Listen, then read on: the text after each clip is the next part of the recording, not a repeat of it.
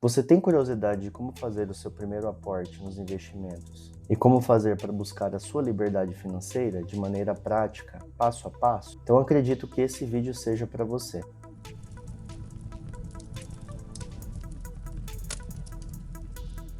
Então, primeiro passo, abrir a conta em uma corretora. Aqui temos várias opções, mas eu acredito que para você que esteja no início, algumas delas fazem mais sentido. Temos a Rico, a Nuinvest, temos também a Toro Investimentos e para aqueles que têm um pouquinho mais de conhecimento, talvez uma XP Investimento. E a dica aqui para vocês é dê preferência à corretora que tenha corretagem zero, pois assim você vai evitar custos adicionais na hora de investir. Segundo passo, aporte mensal e asset allocation. Suponha que o seu perfil de investidor ele seja um perfil onde você vai ter 60% da sua carteira de investimentos atreladas à renda fixa e 40% atreladas à renda variável. E você vai buscar investir todos os meses, uma vez ao mês. E suponha também que você tenha R$ 1.000 por mês para investir. Claro que esse valor pode ser configurado, ajustado de acordo com o que você pode investir, R$ 200, R$ 100, R$ 300. O importante aqui é fazer todos os meses. E vou buscar utilizar o valor de R$ 1.000 para facilitar nas contas. Então, com a proporção da sua carteira de 60 a 40, você vai dividir o seu aporte dentro dessa porcentagem. Então, 60% do seu aporte, que equivale a R$ 600 nesse exemplo, vai para a renda fixa. E os outros 40%, ou seja, R$ 400, vão para a renda variável. E lembrando, pessoal, a renda fixa ela tem algumas classes de ativo dentro delas. Importante relembrá-las. Temos o pós-fixado, que é atrelado ao CDI ou a taxa Selic indiretamente. Temos o pré-fixado, que é um valor pré-fixado, por exemplo, 15% ao ano. E temos também o atrelado à inflação, que é o IPCA mais alguma porcentagem também ao ano. E na renda variável temos vários tipos também. Temos as ações brasileiras, as ações americanas, os fundos imobiliários, criptomoedas, fundos de investimentos e por aí vai. E me diz aí nos comentários, você já tem algo investido? Se tem, o que você tem investido? Qual é a proporção da sua carteira? E se você não tem nada investido, qual a porcentagem em renda fixa e variável que faria sentido para você no seu entendimento? Terceiro ponto, análise e escolha de ativos. Creio que esse momento seja muito importante no seu processo de investir, porque é aqui que você vai definir as empresas, os ativos que vão compor a sua carteira. Mas é claro, depois de você definir tudo isso, fica mais fácil porque você vai ter um processo repetitivo, de mês a mês, aportando nas mesmas empresas, revisitando de tempos em tempos também a sua carteira, os seus ativos, para poder ver se faz sentido ainda eles estarem na sua carteira ou se você pode substituir por um outro ativo. Aqui vai alguns pontos que eu julgo importantes para você nesse momento. Busque empresas que tenham muita negociação diariamente na bolsa de valores. Victor, mas por quê? Justamente porque você vai ter um mercado ativo, um mercado quente onde você vai conseguir vender o que você deseja vender e consegue também comprar quando desejar comprar. Isso a gente chama de liquidez, pessoal. Quando a gente tem a possibilidade de liquidar algum produto nosso, algum ativo nosso, ou comprar também em algum momento, sem muita dificuldade. Isso é contado geralmente em dias, né? Então, a liquidez ela é contada em dias. Tem produtos que você tem liquidez diária, tem produtos que você vai ter liquidez após 1 ano, após 2 anos. Outro ponto importante, busquem ativos que gerem dividendos mesmo em grandes marcos do mundo, como por exemplo, a Covid. A Covid praticamente dificultou a vida de muitas empresas, poucas conseguiram se manter. Então você tem que dar atenção a essas poucas empresas que passaram por grandes marcos, por grandes dificuldades no mercado mundial como um todo. Seja no Brasil, seja em empresas de fora, não importa muito. O importante são empresas que são confiáveis. E confiança se constrói passando por momentos difíceis. Busquem por empresas que estejam em setores perenes, em setores que são de uso recorrentes. Como exemplo, temos o setor da energia, onde a competitividade dentro da área ela é menor em comparação ao setor de tecnologia e também não conseguimos viver sem energia. Então, é algo primordial. Você não tem como escolher, vou parar de usar energia. Não tem como. Até tem se você quiser viver no meio do mato sem energia nenhuma, né? Mas eu acredito que, de modo geral, todo mundo vai usar energia, então é um setor perene, recorrente. As empresas têm contratos longevos, de anos, às vezes até décadas.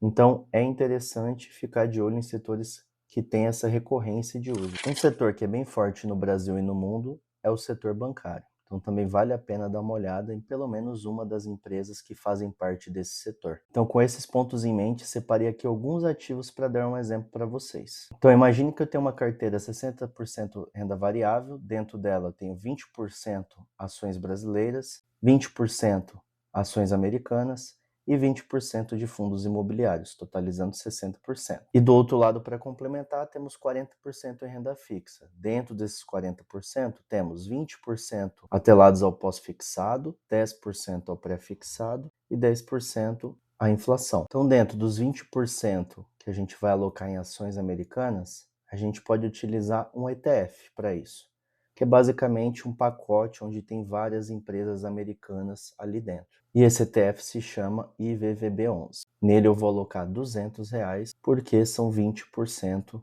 de R$1.000. Então, nas ações brasileiras, para poder começar essa carteira nova, eu faria como? Colocaria somente uma empresa nesse primeiro momento. Colocaria o Banco do Brasil. Então seriam mais R$200, 20% no Banco do Brasil. No fundo imobiliário, eu colocaria também somente um fundo nesse primeiro momento. XPML11, que é um fundo que tem vários shoppings nele, bem interessante, bem diversificado. Então eu alocaria nele R$200, que são os 20% atrelados ao fundo imobiliário.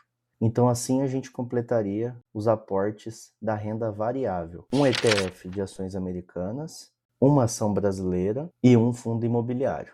Em renda fixa, nesse primeiro momento, eu alocaria nas três partes: no pós-fixado, no pré-fixado e também no inflação. Então, como temos 40% na renda fixa e desses 40% teremos 20% atrelados à inflação, 10% ao pré-fixado e 10% ao pós-fixado, a gente teria R$400 separados por esses ativos, tudo bem? Então aqui pegaríamos um CDB de no mínimo 100% do CDI, para você ter liquidez diária, alocaria R$100 nesse CDB, alocaria mais R$100 em um CDB de IPCA+, que representaria a parte atrelada à inflação, e um CDB atrelado a 14, 15% do seu valor investido ao ano, que seria a parte do pré-fixado. Então, mais R$100 nele também. Então, na renda fixa, teríamos R$200 atrelados à inflação, que é o IPCA+, R$100 atrelados ao pós-fixado, que é atrelado ao CDI, e R$100 no pré-fixado. Então, com esse resumo que vocês estão vendo aí na tela de todos os ativos comprados nesse primeiro aporte, você teria uma carteira muito diversificada, onde você aproveitaria o melhor dos dois mundos. A renda fixa com taxa Selic e IPCA em alta, e a renda variável com a possibilidade de você comprar ativos com preço médio em baixa nos últimos anos e que podem gerar bons dividendos a médio e longo prazo. Antes de dar continuidade no vídeo, se esse vídeo fez sentido para você até agora, por favor, deixa um like aí, um comentário, deixa a sua inscrição também, nos ajude a continuar fazendo mais vídeos como este. Quarto passo, constância. Então repita todo o processo do item anterior. Como eu já falei em outros vídeos, a constância é importante. Mesmo que você não faça a escolha dos melhores ativos ou que pareçam ser os melhores, está tudo bem, contanto que você escolha bons ativos. Você não precisa ser o melhor. Até porque, pessoal, a gente não trabalha diretamente com investimentos. A gente faz parte disso, mas não é o que nos representa como profissional. Pelo menos a maioria de vocês, eu imagino. Então aqui não coloque muita pressão sobre si mesmo. O importante é você ter constância e escolher bons ativos, mas não os melhores. Com o planejamento de carteira feito e com os ativos que vão compor ela, agora é aproveitar que o pior já foi feito, o seu planejamento todo já foi feito e dar seguimento mês a mês. Lembrando que, ao passar dos meses, a sua carteira ela vai se modificar. Aquela proporção que a gente colocou no início do vídeo, de 60% de renda variável e 40% de renda fixa nessa nossa carteira, essa proporção vai mudar. Então você vai procurar fazer o seu aporte no mês tentando manter a proporção da carteira inicial, 60, 40 nesse caso. Ah, mas eu não vou conseguir fazer isso porque o meu aporte não vai comportar a porcentagem que caiu. No caso, você teria que fazer um rebalanceamento da sua carteira, que é quando o seu aporte não dá conta de fazer a proporção ficar adequada ao que você deseja, você depois de 3 meses, pelo menos é esse o período que muitos indicam para fazer o rebalanceamento da sua carteira, você venderia, está na proporção mais alta e compraria o que diminuiu. Então, por exemplo, dá uma olhada aí na imagem. Tenho essa carteira onde, no início, ela estava 60-40. 60 renda variável, 40% renda fixa. E depois de, por exemplo, 3 meses, ela passou de 60-40 para 50-50. Ou seja, 60% de renda variável caiu para 50%.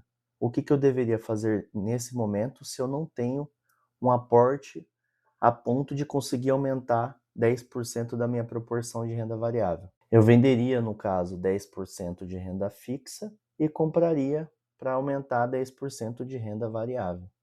Entendeu? E assim você manteria 60-40. Então é sempre todo mês você buscando manter essa proporção. Mas por que então eu devo manter essa proporção? Porque ela é tão importante. Porque tem uma definição na área de investimentos dizendo que 91% da sua rentabilidade na carteira, do seu resultado nos investimentos, se dá pelo asset allocation. Então, por isso que é tão importante você manter essa proporção, porque ela pode te dar certeza não, mas minimamente uma grande possibilidade, 91% de chance, de você conseguir obter bons resultados nos investimentos. Claro, mantendo bons ativos, mantendo os aportes mensais, ou minimamente com uma boa constância, você vai conseguir chegar em bons resultados. Então fique com isso em mente.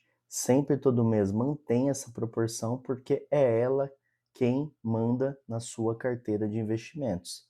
Ela é seu guia, tudo bem? Você entendendo todos esses itens, você vai se tornar um investidor consistente. E com isso vai colher bons frutos a médio e longo prazo, à medida que você deixa os juros compostos te ajudar. Para mais conteúdos como esse, deixa um like para poder apoiar o canal, inscreva-se e deixe o seu comentário. Um abraço!